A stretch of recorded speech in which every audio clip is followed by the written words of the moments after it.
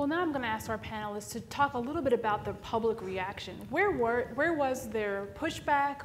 How did you bring the parents and community along to be partners in this process? I'll start with you, Doug. We tried to do a few things, and you know, when this was first happening, I kept thinking in my mind I was expecting the YouTube clip of the large protests. And having worked with an earlier closure years ago in St. Louis, where there was so much parent outrage, and we had the board meetings with the parents, with the signs and the screaming and the yelling and the things that we're afraid of having to face. That's what I was expecting. It turned out, and I think it's to the credit of the communication and the credit of and in some respect to the certain sectors of the media, the Post-Dispatch as well, that there was very little of that. There was one attempt by parents to organize a rally at City Hall. We were all on alert, just not sure what to expect. 3,800 kids, 20 parents at City Hall. If you'd have asked me to bet everything on how many people were going to show up there, I would have lost, because I was expecting a whole lot more than 20 parents. But some of the things we all did were just making sure the communication was there. The association, we established a 1-800 number. And so we had a 1-800 charter school information hotline that is still in existence today, and it was just a number that was advertised over and over through the department's communication, through the school's communication, through our own communication, through the media, that if you had questions about the closure, if you had questions about, you know, where should my child go to school, we were there to answer those questions. We were fielding 40, 50 calls a day sometimes. Some of those calls were just people that just needed to call and vent. And that was okay. That was all right. And Gwen was fielding those calls as well. The business community put some money forward and some in-kind service forward to help the department with the closure. I think we've rounded out that it was about a $250,000 experience to close these schools. Half of that was put forward by the business community. Part of that was a public relations firm in St. Louis, Fleischman Hilliard, that came forward and worked with the department on designing all of the communications, to a point where the department was so diligent in their communication to these parents that parents were getting really sick of receiving another postcard, another letter. But that's great. That's what we wanted. Was, you want to tell us to back off because you have too much information? That's perfect.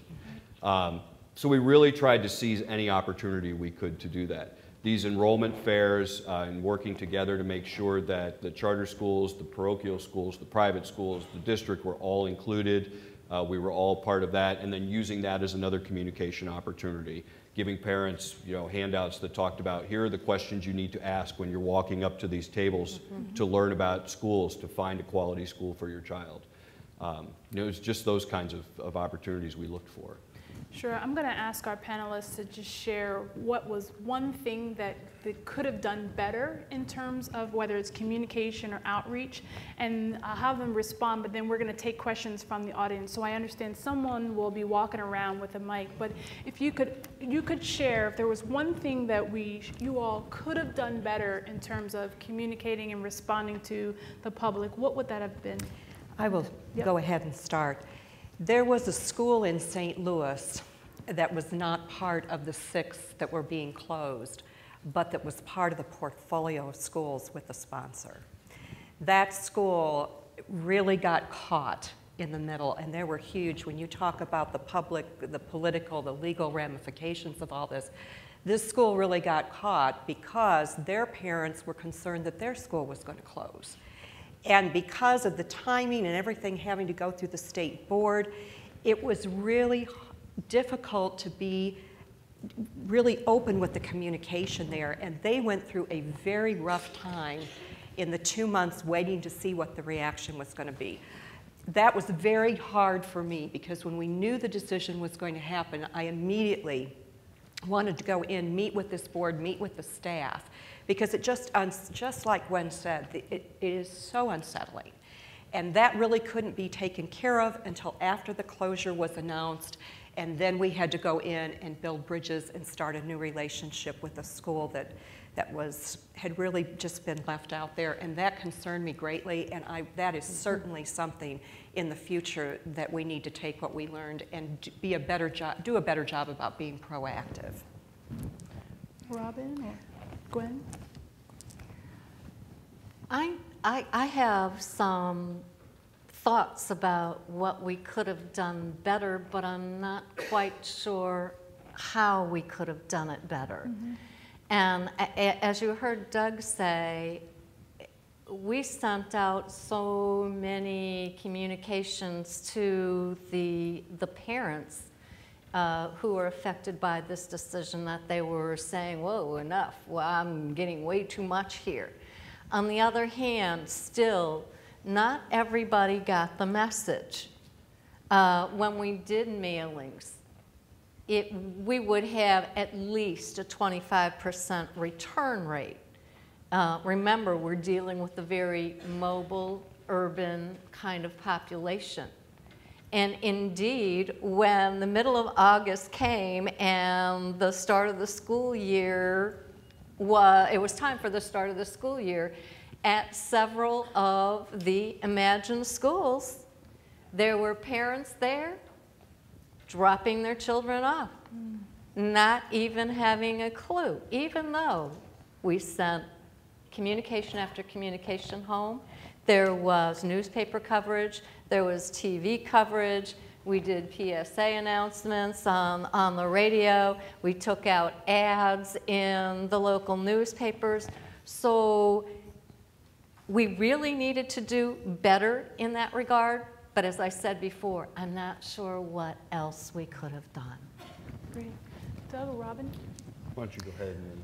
Well, I think with the unintended consequences that we weren't really planning on, I think one of them was that we just didn't have enough high-quality seats available. And I think there's been conversations at this conference in past years, and I think it's going to be on our ongoing work to make sure that we have capacity coming on board at the same time. That, you know, I think I wouldn't say don't close a school because you don't have another option. You still have to. You have to make the decision and move forward because that's what's in the best interest of children. But we had things on the shelf that we just couldn't launch in time, and I'm sorry for that. I think the other, from a communication standpoint, the other unintended consequence was how well we communicated the failure of these schools and how little our public heard the difference between Imagine schools and charter schools. And so many of our charter schools now are still painted with that brush that we were very much trying to avoid. And so we have to continue to be diligent to get the word out about the really good options that are available in St. Louis and make sure that those schools really are performing at the level that they've promised. So I think we're still struggling with that. Too many people think charters and Imagine are the same thing. Great. Doug? I think that the ability to absorb and take students was a real issue that we need to do a better job with. The charter schools in St. Louis could only take 10% of those students. That's not a large number, but we just didn't have the seats available for them. We had hoped that there would be 2 new schools opening this year, the year we're in now. That didn't happen. And so, as Robin said, you don't want to not close because, and that's always an argument we hear. Well, they may be really poor, but they're better than what the other options are. Well, you still have to make that decision. They're still not getting the education they deserve. So I think that's something we need to really look at. The communication, getting the word out. I think we could have done a better job in communicating to the other charter schools and also communicating to the wider public that there are a number of really, really great charter schools doing great things. And they are not Imagine schools. They were not these schools that were being closed. So that was a piece I'd like to see us improve as we work forward. And then the other thing that I think we need to do better is these schools shouldn't have opened in the first place. That's right. We really need to pay attention to the applications that are coming through our processes and the decisions that are made before you allow a school to open. It's not because they're bad people, it's just these were not quality schools from the get-go. And so we really have to focus and drill down on understanding what applicant groups come through really stand the best chance of success, and the other ones find other ways for them to be involved in education but not allow them to open a school.